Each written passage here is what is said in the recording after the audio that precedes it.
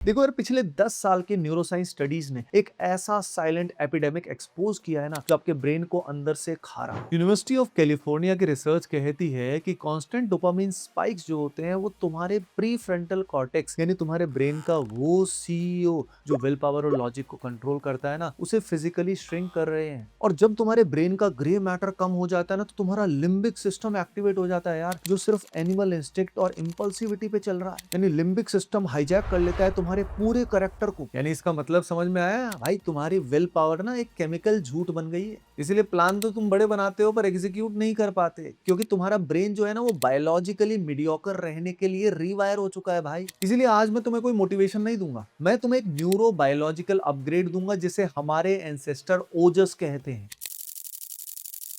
ओजस हमारे शरीर की एसेंस का भी एसेंस है। जब हम भोजन पाते हैं तो भोजन से रस बनता है, रस से रक्त बनता है, रक्त से मेधा बनता है, मेधा से अस्थि बनता है, अस्थि से मज्जा बनता है और फाइनली वो शुक्र बनता है। वो शुक्र जब कंजर्व होता है तो वो ट्रांसम्यूट होके ओजस में कन्वर्ट होता है और ये ओजस आपकी मेंटल स्ट्रेंथ के लिए रिस्पॉन्सिबल है। देख भाई, तू वीक नहीं है, तू डिप्लीटेड है। तेरा सिस्टम जो है ना वो लगातार लीक कर रहा है। वो हर एक 2 AM का स्क्रोल, हर वो सस्ता इंस्टेंट ग्रेटिफिकेशन भाई तेरे ओजस को लगातार ड्रेन कर रहा है। अब सोच, तेरा अगर सारा रिजर्वोयर खाली होता जाएगा तो डिसिप्लिन बिल्कुल बोझ लगेगा, पढ़ाई और काम सजा लगेगी, और कॉन्फिडेंस यार वो तो शायद तुम भूल ही चुके हो। तुम्हारा नर्वस सिस्टम ना हमेशा रहता है फ्लाइट या फाइट मोड में, इसलिए हर समय फोमो एंजाइटी रहती है। तो भाई आज वक्त आ गया इस लीक को बंद करने का और सिस्टम को रीवायर करने का। आज मैं आपको बताने वाला हूं 5 ऐसे साइंटिफिक प्रिंसिपल जिससे आप बन जाएंगे ओजस्वी। आइए देखते हैं प्रिंसिपल नंबर 1, जो है एनर्जी ट्रांसम्यूटेशन या न्यूरोप्लास्टिसिटी। देखो, ब्रह्मचर्य का मतलब सिर्फ और सिर्फ सेलिबेसी का नहीं है, ये एक प्रॉपर एनर्जी मैनेजमेंट है। हमारे योग सूत्र में कहा गया है ब्रह्मचर्य प्रतिष्ठायाम वीर्य लाभ।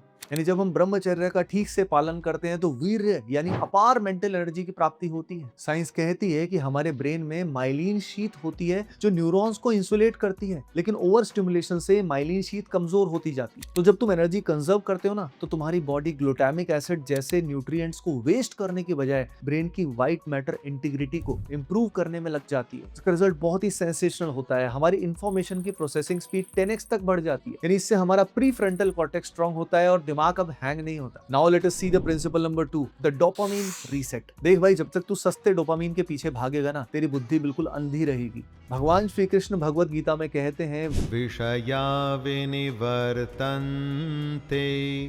निराहारस्य देहिनः रसवर्जं रसोऽप्यस्य परं दृष्ट्वा निवर्तते।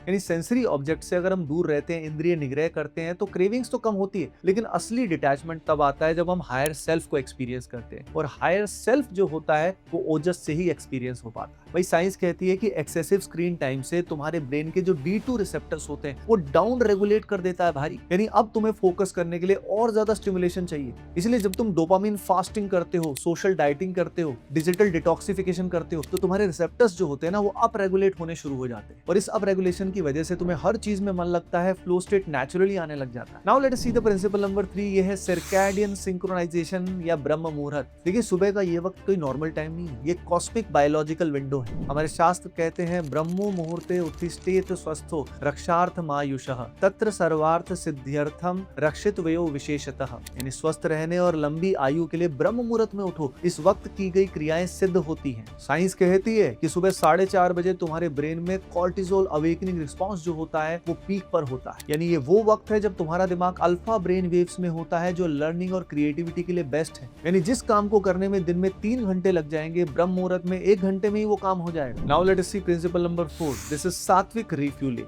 देखिए, आप सभी ने सुना होगा, जैसा अन्न वैसा मन। जैसा तुम खाओगे भाई वही तुम्हारा दिमाग बन जाएगा। छंदोग्य उपनिषद में कहा गया है, आहार शुद्धो सत्व शुद्धि, सत्व शुद्धो ध्रुवा स्मृति।